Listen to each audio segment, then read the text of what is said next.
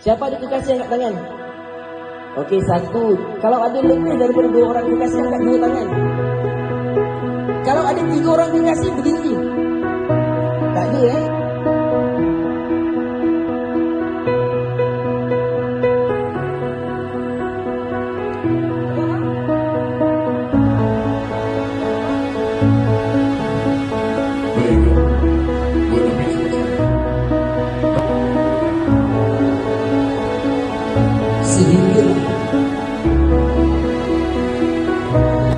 Apakah penambahbaikan untuk program ini pada tahun hadapan?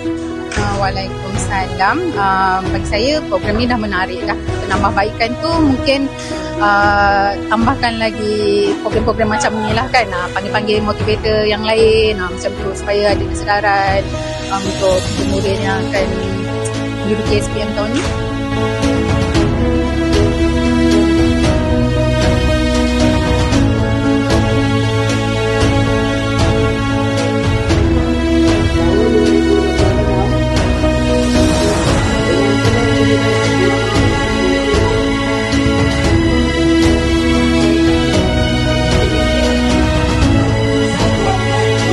Apakah harapan tuan untuk anak tuan?